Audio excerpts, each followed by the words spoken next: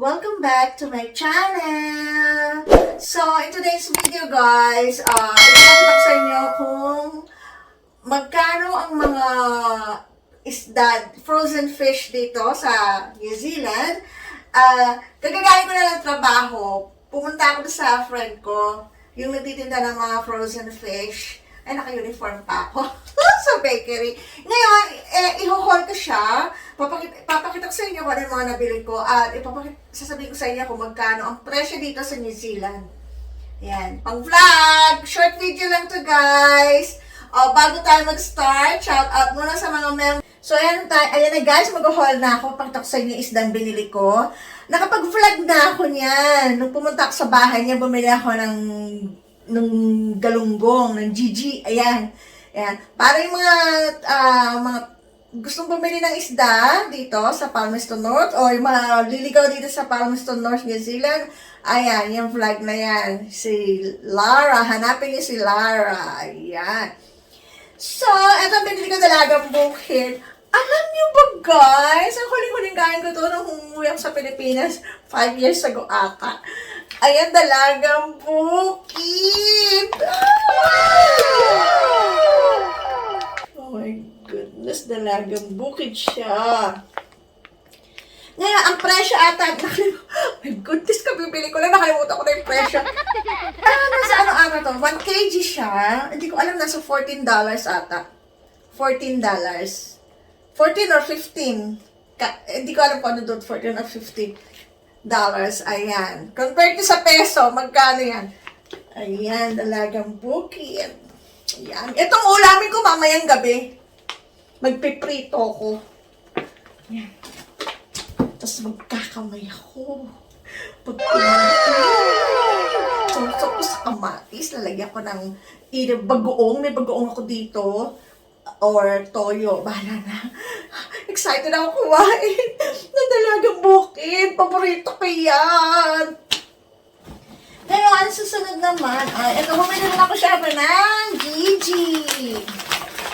Pagkain mayaman. Yan, kasi mahal na raw ito sa Pilipinas eh. Kaya dati pagkain mahirap to. Ngayon, pagkain na ng mayaman to. Ayan. Ilang piraso siya. 1 kg siya eh. 1, 2, 4, 6, 8, 10. 10 pieces siya, 10 pieces. Ito nasa $13. $13 ata to. Ayan, 10 pieces siya. Malalaki naman eh, oh. Ayan. Gigi pa more. Tapos, ito pa. Ito. Sarap nito, guys. Jajang! Ayan. Anchovy.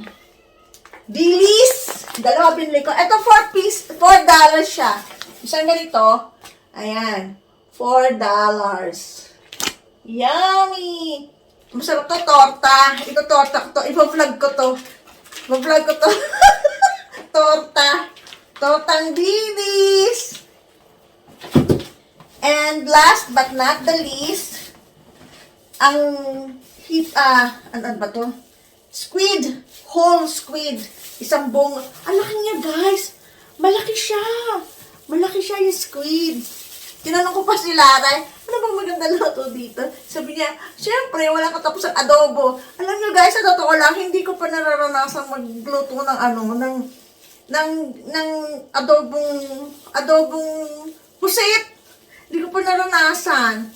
First time ko lang magluluto ng adobong pusets. Tinanong ko pa kung paano pagluto eh. Ganon din daw, para adobong manok, adobong baboy, ganon din daw. Tapos, ayan, ano siya, 1 kg siya, parang nasa 5 pieces siya. 5 pieces siya na, malalaki guys, malalaki siya. 5 pieces na puset. So, ayan. Excited much ako guys, excited. Ayan. So, ayan ang nabili ko, ayan ang nakultong isda. Ayan. Pakita ko sa inyo, guys. Diba? So, yun lang, guys, ang ganap. Diba, pag-content na ako. Excited lang ako kasi yung makakain ako ng Filipino food, Filipino isda. Kaya, excited talaga ako. Obvious ba? O, sige na, yun lang. Goodbye, everyone. Keep safe, everyone. Thank you for watching. See you in my next video. Don't forget to subscribe on my channel sa mga bago dyan. Bye!